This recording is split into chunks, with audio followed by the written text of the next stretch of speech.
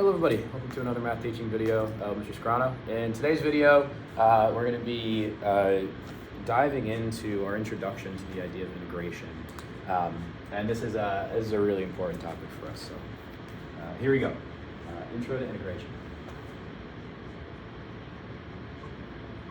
So basics of integration. Integration is also known as the antiderivative. And in a way, it undoes the derivative. What we mean by that is if you take some function, f of x, and then you take the derivative of that function, let me move this down. Here's what we mean by this. By undoing the derivative is if we start with f of x and we take the derivative to go to f prime of x, that's the derivative. The integral gets us right back to f of x. In the same way, if we were to take f prime of x and move to f double prime of x, we take the derivative here, and this is the integral. Okay. This idea is called the second fundamental theorem of calculus. This is called the second fundamental theorem of calculus. Second fundamental theorem of calculus is this idea, basically, that the derivative and the integral undo each other. So the derivative and the integral undo each other. Okay. So what do we mean by that? Well, let's say we take the function 2x and we take the derivative of it. Well, if we take the derivative of 2x and then we take the integral, so we take the integral with respect to x, what we end up with is just 2x. And hopefully this will make some sense. Let's actually kind of do the work here. One way to look at this is say, oh, what's the derivative of 2x? Well, the derivative of 2x is just 2 times dx. Okay, and the integral of 2 is just 2x. Technically, this would be plus c. We'll worry about that in a second. But it just gets us back to 2x. Okay, by the same logic, let's say we start with 2x, and we start by taking the integral of this. So we do the integral of 2x times dx, and then we take the derivative, right? So for this one, we took the derivative and the integral. This one, we're going to take the integral and the derivative. And you would also get right back to 2x. Let's see if that makes sense. Well, the derivative, what's the integral of 2x? The integral of 2x is x squared plus c, okay? And then what's the derivative of x squared plus c? Well, it's just 2x, okay? So the second fundamental theorem of calculus tells us that the derivative and the integral undo each other. Okay, so that's kind of how we approach this theoretically, how we approach this mathematically. Don't worry too much about what the first fundamental theorem of calculus is. It's simple. We'll talk about it in a minute. So anyway, I'm going to erase this because this is really just an introduction to this idea. And if you look back to kind of the three circles of calculus, limits, derivatives, integrals, what connects the derivative to the integral, so it exists right here, is the second fundamental theorem of calculus, the idea that they undo each other. It's the idea that they undo each other. And so now what we're going to talk about is we're really going to figure out what in the world do we do with this thing called the integral. So let's do it. Let's talk about it.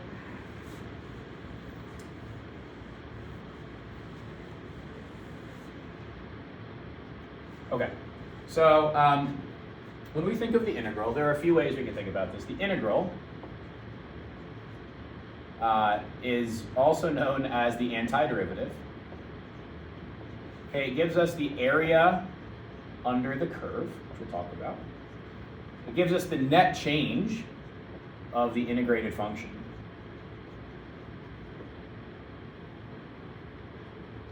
And it undoes the derivative. So there's a lot of stuff going on with this thing called the integral, also known as the antiderivative. All right, so let's get started with how we want to approach this. So I'll put this as the side up here. All right, let's draw two graphs. Okay. First graph is going to go here. Second graph is going to go here next to it. Okay, so let's just say we're looking at a velocity function. So we're looking at a velocity function, v of t, and let's just say it's 2. The velocity is constantly 2. Okay, let's say we're looking at things particularly from time t equals 0 to t equals 5. Now, if we were to take the integral of velocity, this would be times d, with respect to t, so times dt on both sides, you would get the integral of velocity is position, so p of t equals 2t plus c. Okay. And the reason why there's a plus c there is because if I were to take the derivative of any p of t, 2t plus 4, 2t plus 7, 2t minus 12, all of these would get back to the derivative of e to it. So what we have is we have a bunch of different options for p of t. All right, we have a few different options. I'm going to draw a couple of them. We have 2t, let's do 2t plus 5. Okay, so 2t plus 5 would look like this. Okay, it's a straight line. What about 2t plus 0? 2t plus 0 would be here. Okay, and then what about maybe 2t minus 4? Put them there. So when we take the integral, any of these three functions could be the integral of this. We just don't know what the c value is. Right, so it's going to be 2t plus something. So in this case, I'll write them up. We have the position function is 2t plus 5. Purple one in the middle is 2t plus 0. I'll just write it up as 2t. And the green function is 2t minus 4.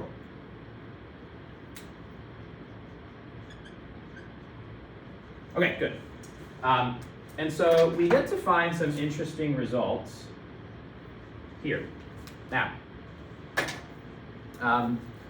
we can start with, actually, we'll do that in a second. Okay.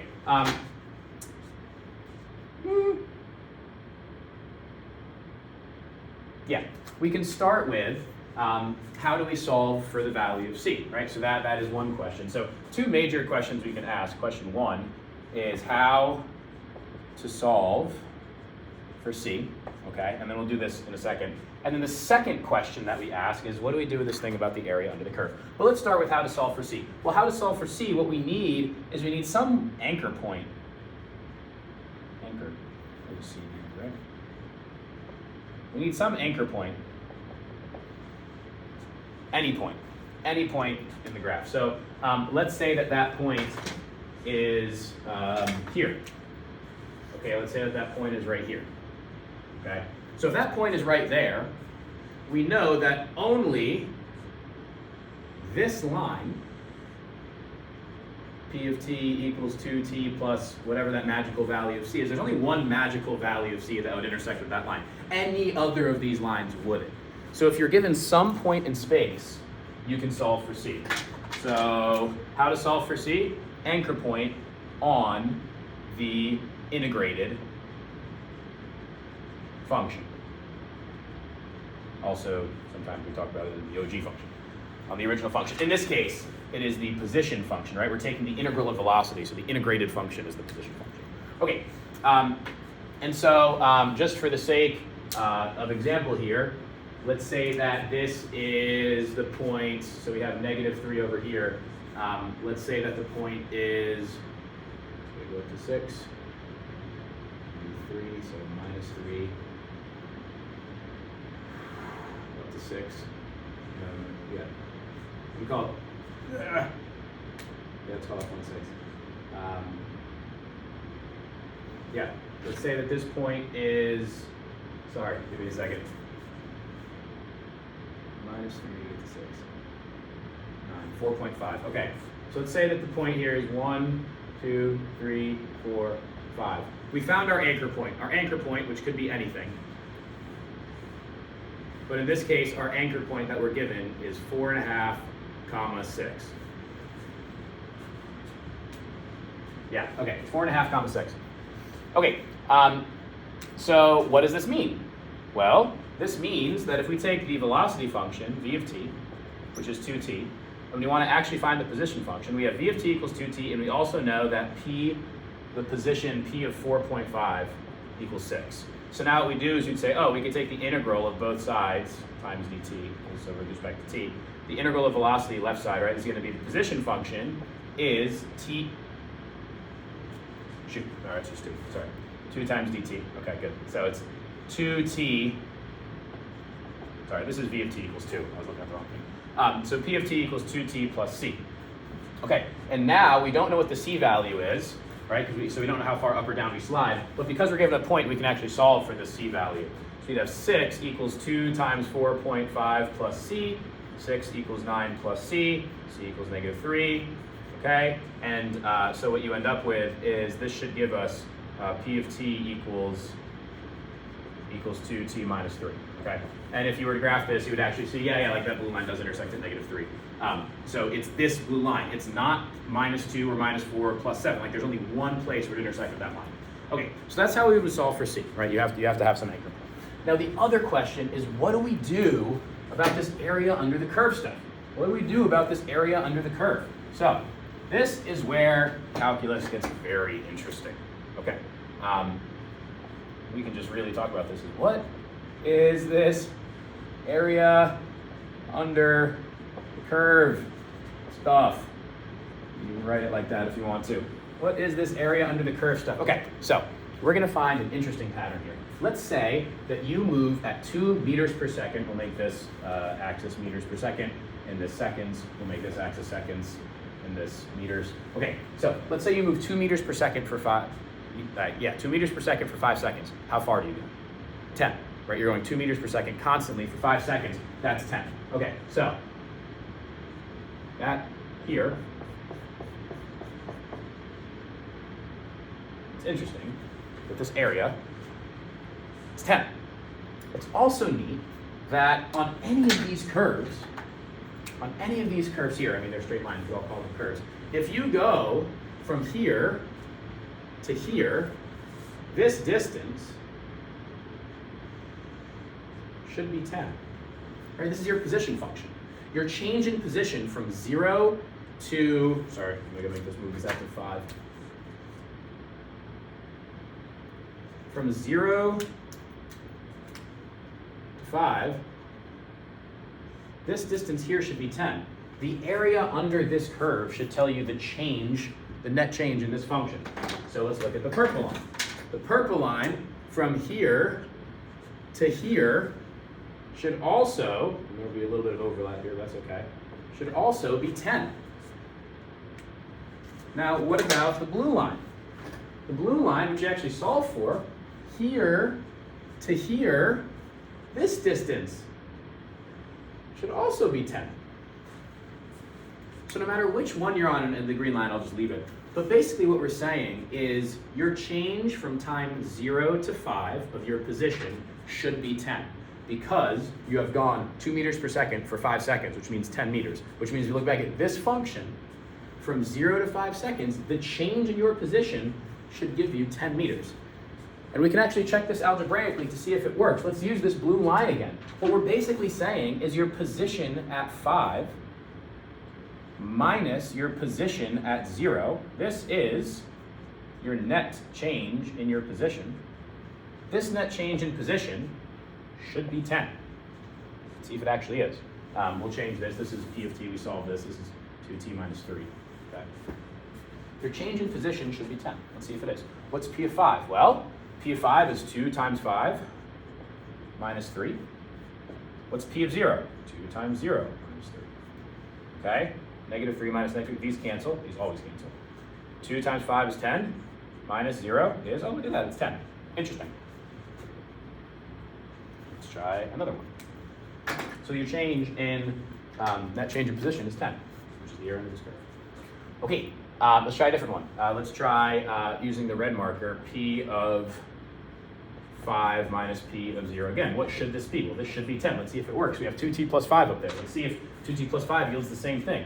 Well, it's going to be 2 times, p of 5, so 2 times 5 plus 5 minus 2 times 0 plus 5. Let's see if things cancel. Well, the 5 minus 5 goes away. So you have 10 minus 0. Oh my goodness, look at that. It's 10. So this is an interesting result that we get. And if we were to sum some of this up, here's what we would say. Here's what we would say.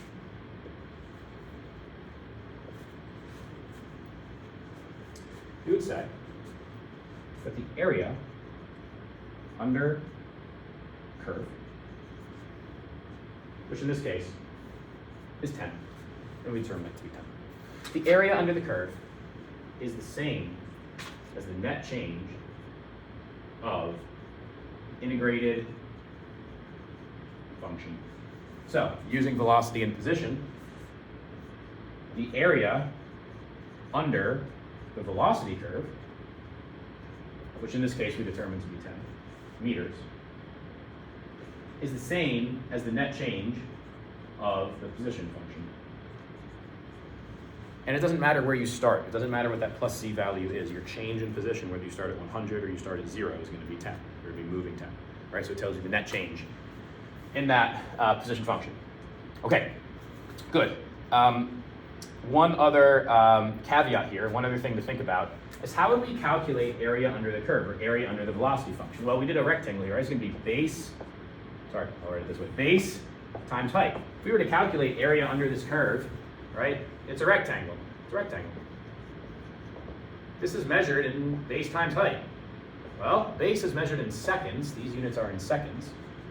Height is measured in meters per second, if you look over there in the top left. Seconds times meters per second is meters, right? 10 meters. Now, net change of the position function. Net change of the position function, what's the position function measured in? Meters, right? That's all it is. So it should make sense that the area under the velocity curve should have the same units as its integrated function. Okay. There's a lot to chew on here. There's some really good stuff. I'll see you in class, and I'm looking forward to keeping working through this. Thanks, y'all.